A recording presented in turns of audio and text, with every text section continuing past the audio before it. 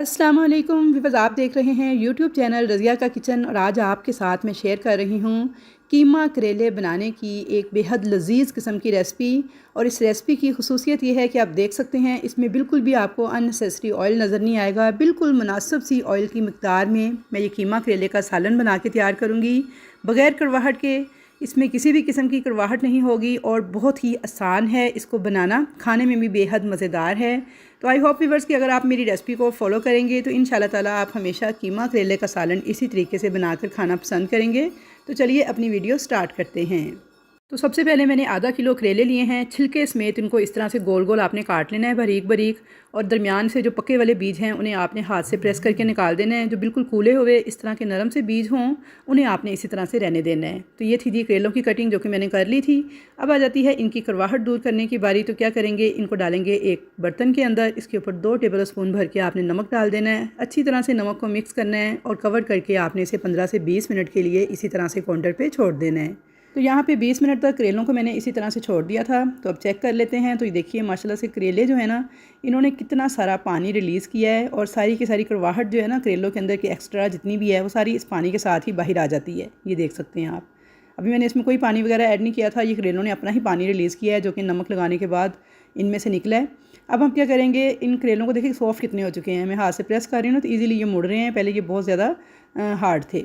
अब इनको 3-4 पानी आपने ताज़ा पानी से अच्छे तरीके से वॉश कर लेना है इन करेलों को, ताकि सारा नमक वगैरह और एक्स्ट्रा पानी इनमें से निकल जाए। उसके बाद आपने इनको एक स्ट्रेनर में डाल के अच्छी तरह से हाथ के साथ निचोड़ना है। और इस तरीके से इनका सारा पानी आपने हाथ से निचोड़ के इनको निकाल के खुश्क कर लेना है। तो ये स्टेप आपने लाजमन से फॉलो करना है कि 3 से 4 पानी ताज़ा पानी में अच्छी तरह से पहले आपने धो लेना है करेलों को, ताकि सारा एक्स्ट्रा नमक वगैरह निकल जाए। उसके बाद आपने हाथ से अच्छी तरीके से इस तरह से प्रेस करके, जितना आपसे ज़ोर लगाया जाता है लगा के, आपने सारे का सारा पानी इनका निचोड़ लेना है और करेलों को इस तरह से बिल्कुल ड्राई सा कर लेना है। तो चलिए अब आ जाती है इनको पकाने की बारी। तो चलिए जी, यहाँ पे देखिए सारे करेले जो हैं मैंने अच्छी तरह से हाथ से उनका पानी निचोड़ के उनको प्लेट में रख लिया था। अब एक कढ़ाई के अंदर मैंने डाला है आधा कप कुकिंग ऑयल। इसे अच्छे से गर्म करेंगे और करेले इसमें आधा किलो जो हमने काट के पानी निचोड़ के रखे हुए थे ये डाल के मुसलसल चम्मच चलाते हुए मीडियम फ्लेम पे इनको फ्राई करते जाएंगे। तो यहाँ पे आपने करेलों में बहुत ज़्यादा ऑयल ऐड करने की या फिर इनको डीप फ्राई करने की बिल्कुल भी ज़रूरत नहीं है। बिल्कुल आधे कप ऑयल के अंदर बड़े अच्छे से ये फ्राई हो जाएंगे। कलर इन पे बस लाइट सा गोल्डन आ जाएगा जब, तब तक हमने इनको फ्राई करना है। बहुत तेज़ कलर आपने नहीं आने देना कि ब्लैक हो जाए बिल्कुल, उससे ये कड़वे बनेंगे। और बहुत ज़्यादा हरे हरे भी नहीं होने चाहिए, उससे इनका कच्चापन आपको फ़ील होगा। तो बस आपने बिल्कुल लाइट सा गोल्डन कलर आने तक मुसलसल चम्मच चलाते हुए उल्ट पुल्ट करते हुए मीडियम फ्लेम पे इनको फ्राई करना है, ताकि इन पे सब पे एक जैसा कलर आए। तो यहाँ पे देखिए जी, मुसलसल मीडियम फ्लेम पे चम्मच चलाते हुए उल्ट पुल्ट करते हुए मैंने करेलों को बहुत अच्छे से फ्राई कर लिया है। और बिल्कुल कम ऑयल के अंदर मैंने इनको फ्राई किया है, कोई मैंने इसमें एक्स्ट्रा ऑयल ऐड नहीं किया। और ये देखिए माशाल्लाह से बिल्कुल लाइट सा गोल्डन सा कलर जब इन पे आ जाएगा, तो अब क्या करेंगे, आप ऑयल में से करेलों को इस तरह से ऑयल निचोड़ते हुए निकाल के एक प्लेट में अलग रख लेंगे। तो यहाँ पे मैंने 2 लिए थे मीडियम साइज़ के प्याज। इन्हें मैंने इस तरह से छुरी के साथ थोड़ा मोटा मोटा कट कर लिया था। मुसलसल चम्मच चलाते हुए इस प्याज को भी बिल्कुल लाइट सा गोल्डन कलर आने तक और थोड़ा सा सॉफ्ट होने तक हम पका लेंगे। बहुत ज़्यादा आपने प्याज को लाइट डार्क ब्राउन कलर नहीं आने देना, वरना उससे भी प्याज का जो जायका है वो चेंज हो जाएगा और सालन का टेस्ट जो है बिल्कुल भी अच्छा नहीं आएगा। तो यहाँ पे देखिए प्याज थोड़े से सोटे हो गए हैं, थोड़े सॉफ्ट से ट्रांसपेरेंट से, और कलर देखें बिल्कुल लाइट सा हो गया है इस पर गोल्डन। तो अब हम इनको भी इस तरह से निकाल के एक प्लेट में अलग रख लेंगे। अब इसी ऑयल के अंदर डालेंगे 2 टेबल स्पून भर के लहसुन अदरक का फ्रेश कुटा हुआ पेस्ट, या फिर मैंने यहाँ पे चॉप करके लिया है, बिल्कुल बारीक चॉपर में मैंने चॉप कर लिया था। 2 टेबल स्पून के बराबर लहसुन अदरक का पेस्ट। इसे अच्छे से फ्राई करेंगे, लाइट मीडियम फ्लेम पे आपने इसको फ्राई करना है कि इस पर भी लाइट गोल्डन सा कलर आ जाए, ताकि लहसुन अदरक की जो एक ख़ास कच्ची स्मेल होती है वो ख़त्म हो जाए। तो यहाँ पे देखिए जी, कलर इसका लाइट सा गोल्डन हो चुका था। अब हम इसके अंदर डाल देंगे आधा किलो बारीक मशीन का पिसा हुआ कीमा। आप यहाँ पे चिकन का, बीफ का, मटन का कोई सा भी कीमा इस्तेमाल कर सकते हैं। मैं यहाँ पे बीफ का आधा किलो बिल्कुल बारीक मशीन का पिसा हुआ कीमा इस्तेमाल कर रही हूँ। अब इस कीमे को भी आपने अच्छी तरह से पहले वॉश करना है, उसके बाद इसे स्ट्रेनर में डाल के रख देना है। अच्छे से प्रेस करके इसका एक्स्ट्रा पानी आपने हाथ से निकाल लेना है। उसके बाद इस कीमे को लहसुन अदरक के इस पेस्ट के साथ आपने फ्राई करते जाना है, यहाँ तक कि इसका जो कलर है ना वो वाइट सा हो जाएगा, यानी चेंज हो जाएगा। तो यहाँ पे देखिए जी, मुसलसल मीडियम फ्लेम पे मैंने लहसुन अदरक के पेस्ट के साथ इसे भी फ्राई कर लिया था। इसका कलर चेंज हो चुका है, टोटली वाइट हो चुका है। अब हम इसके अंदर कुछ मसाला जात ऐड करेंगे।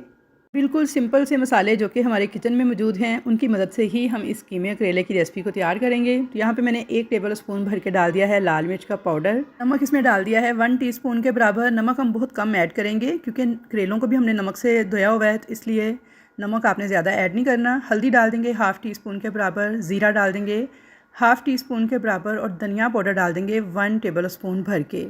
कुटी हुई लाल मिर्च डाल देंगे 1/2 टीस्पून के बराबर। और अब सबसे आखिर में डालेंगे घर का पिसा हुआ खुशबूदार गरम मसाला पाउडर जो कि हमारे इस सालन को लगा देगा 4 चांद। 1/2 टीस्पून के बराबर गरम मसाला ऐड कर देंगे। अच्छी तरह से मिक्स करते हुए इन मसालों को इस कीमे के साथ इनकी भुनाई कर लेंगे 1 से 2 मिनट तक मीडियम फ्लेम पे। तो यहाँ पे 1 से 2 मिनट तक मसालों को मैंने कीमे के साथ अच्छी तरह से भून लिया था। अब हम इसके अंदर डाल देंगे आधा कप दही, जो कि अच्छी तरह से बीट करके लेना है आपने। और दही डालने के बाद तेज़ी से चम्मच चला के इस दही को कीमे के साथ मिक्स कर लेना है। 1 से 2 मिनट तक पकने देंगे दही के साथ कीमे को। और अब इसके अंदर डाल देंगे एक बड़े साइज़ का टमाटर बिल्कुल बारीक काट कर। अच्छी तरह से इस टमाटर को भी मिक्स कर देंगे और बिल्कुल लो फ्लेम पे कवर करके इसे 10 मिनट तक पकने देंगे। कीमे और को हम दही और टमाटर के पानी के साथ ही थोड़ा सा पका लेंगे।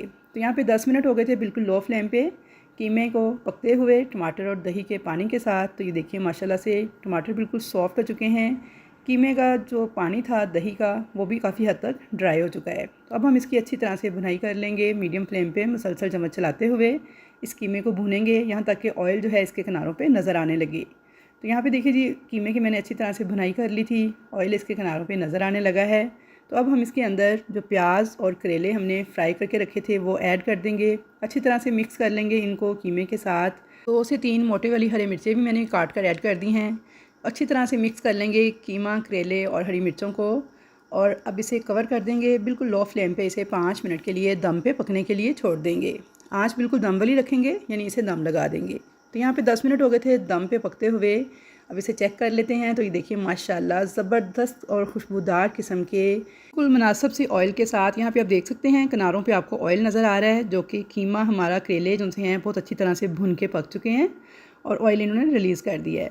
तो बिल्कुल मुनासिब सी ऑयल के साथ देखिए मैंने कीमा करेले का ये सालन बना के तैयार किया है। बिल्कुल भी इसमें एक्स्ट्रा ऑयल आपको नज़र नहीं आएगा। हेल्दी रेसिपी है।